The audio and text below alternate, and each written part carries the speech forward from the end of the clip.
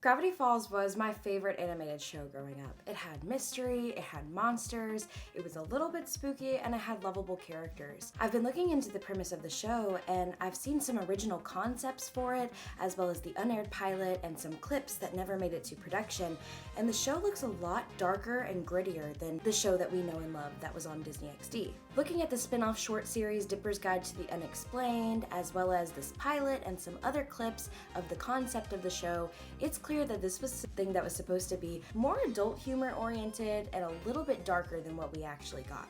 Not complaining. Gravity Falls had some terrifying monsters in it. That's why I'm counting down my opinion of the top 5 scariest monsters in the Gravity Falls universe. These aren't all from the show, some of these are from Dipper's Guide to the Unexplained and referenced in the journals, but nevertheless, these monsters are pretty much nightmares, and if it weren't for the funny disposition of the show with the lovable, goofy characters, it would be actually horrifying to watch an animation about this. Coming in at number 5 is the Moth Man. The media has kind of been crazy about the Moth Man lately, and a lot of people didn't realize that this was actually referenced. That's because a small little clip of it, a little cameo of it was found in journal number 3, and it's clear that they kind of had a humorous spin on this, but it does imply that the author of this book did have a coincidental introduction to this lamp-loving freak. The thought of having Mothman in Gravity Falls is exciting, but also it's one of those things that I think would really just push it over the edge for being a kid's show. So it's cool that this was a cameo, but the idea of this Appalachian horror being inducted into the series and being canon in the universe is really crazy to me. So it was a fun little Easter egg, but the idea of this thing traumatizing the characters that we know and love is horrifying. At number 4, we have Dipper's Lakehead Beast, or the Lakehead Monster. This was featured in the spin-off short series Dipper's Guide to the Unexplained. Honestly, Dipper's Guide to the Unexplained had a lot more of a grittier, more uncanny, darker feel when it came to the kinds of monsters that they were hunting. That was probably because Dipper was the main character. I know they also had a spin-off series based on Mabel that was completely fun-loving and nothing weird going on at all, just Mabel being Mabel. But because this was so Dipper oriented, I do feel like that's why they had the more liberties to make it a little bit darker, and I really appreciated that. Again, I would love, like how Cartoon Network moved to HBO Max and then they did an adult version of Fiona and Cake.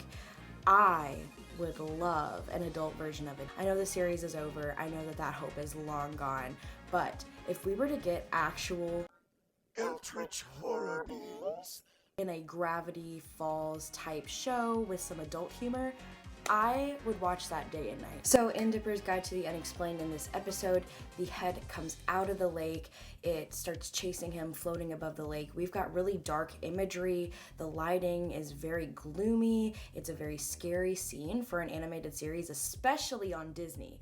This is some Cartoon Network type terror, okay? This is not your average Disney scare. This is not Halloween Town. And it has this like really garbled voice, and if you play that clip backwards, it actually has a fun little message for you in backwards. So apparently giant lake floating beings, beholders, speak backwards. That's fun. Enter my mouth, children. Enter your destiny. This one is getting ranked at number 4 because it's a little bit more scary than that Mothman, just because we have actual footage of it. It's not just a little surprise, but this is a very eldritch, scary being to me. This is still really scary. The idea of it being hostile and chasing after you is crazy, but I feel like most of the time it is like asleep. And so that's why I'm not rating it any higher. I feel like it's not really a threatening creature. So coming in at number 3, we have the Arachnomorphs. Arachnomorphic creatures have been in folklore since ancient Greece, probably even longer. The idea of spider people has really freaked a lot of people out, probably because arachnophobia is a really popular fear. I mean, we have stories of Arachne being turned into the spider lady from as early back as the days of Homer and the Odyssey. You know, like this is old mythos here that Gravity Falls is tapping into. We see the Arachnomorphs in season 2, episode 16. Grunkle Stan, a man notorious for trapping people at a tourist trap roadside attraction, falls into that same exact trap and falls into the clutches of these arachnomorph people. Now, I personally think that I find these scary, not because I'm scared of spiders, but because one of my favorite video games growing up was Brothers: A Tale of Two Sons. It was really my first video game that I ever played through completely on my own as a kid, so it's very near and dear to my heart, even though a lot of people never know what I'm talking about when I mention it. If you know what Brothers: A Tale of Two Sons is, drop a comment, please, because like it really makes my day when I meet another person who actually knows about this and I don't have to tell them about it. But these things are absolutely freaky. I know the Arachnomorph, that is the main character of this episode, is like this Jersey Shore type girly girl that is like this really flamboyant 40-year-old woman, and that makes it a little bit funny. But the idea of just chilling with some people and hanging out with some friends and then them morphing into a monster, something uncannily human but also very, very insect. Yes, I know spiders aren't an insect. I'm sorry. I can't get everything right all the time. Is absolutely terrifying. Not to mention the idea of being mummified in a web isn't super appealing to me. That's all I'm gonna say. Number 2, and this physically pains me to put it at number 2 because this is the one that when I watched it as a kid, seeing it on the TV made my stomach actually drop. And that's like crazy to say about Gravity Falls because it is a very kid-friendly show. But this actually takes place from The Dipper's Guide to the Unexplained spinoff again. It is The Hide Behind. The Hide Behind is based on American folklore from logging communities. So I find it really interesting that The Hide Behind is based on American folklore. The Hide Behind is a creature that stalks its prey at night by hiding behind trees, and it's able to very stealthily and dexterously slink behind trees and morph its body into shapes. In Gravity Falls, it has this more like Slender Man-like appearance. It is more gangly, long, it kind of makes tree-like poses, versus in folklore, it's not very gangly at all. It's furry, it's kind of mossy, it looks like a ghillie suit, if you've ever seen a ghillie suit, but it is absolutely horrifying, the idea of it always being out of sight, always stalking you. That's so scary.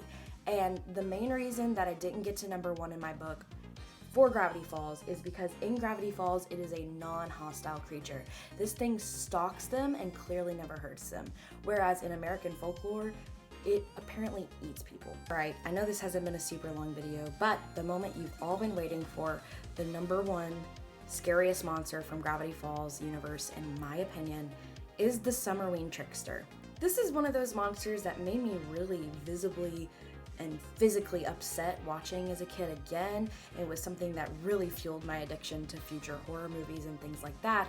But once I figured out what it was made of, it was kind of less scary. The Summer Trickster is this mysterious being that teaches children to be respectful of the spirit of Summerween, which I feel like is a completely original idea. I know that there are summer solstices and stuff, but the idea of Summerween is pretty exclusive to Gravity Falls, so this is probably something straight from the mind of Alex Hirsch himself.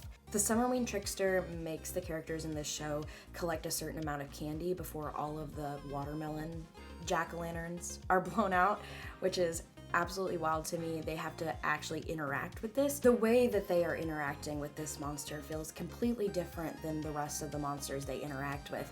They're interacting with him against the clock, and it was really the only episode where I was like, how are they gonna get out of this situation? As you find out, this very dexterous, fast, and strong creature that almost has arachnid-like movement is actually this amalgamation, am I saying that right? I don't know. Of candy, and that's really gross, seeing him like puke up people and things like that. He's very nasty in character design, which I think is unnerving, but not as unnerving as thinking that he's just this gross person. That's way more freaky to me. The uncanniness of, is that a person? Is it not a person? It did become less scary to me after I found out that he was made of candy, but still, out of all of the creatures in the Gravity Falls universe, I really just don't like this one, and that's my personal opinion. This is the one that's scariest to me. It freaked me out the most. This and the Hide Behind actually are probably close tie. I really had to think about which one I was gonna put first, but there are some really scary concepts in Gravity Falls for it being a children's show, which I'm all about. And like I said, maybe in my pipe dream, I can get like an adult version reboot of Gravity Falls. We did see Zeus and Melody taking over the Mystery Shack, so maybe, I'm just kidding, probably not. The odds of that happening are super, super slim. I hope you liked this video. You've been watching Melody Ever After. I'm a video essay channel. I like to make videos about shows, video games, and movies, and give my commentary on them, especially if they have a little bit of a creepy undertone. So if you enjoyed this video, I would really appreciate the like and subscribe. You've been watching Melody Ever After. Until next time.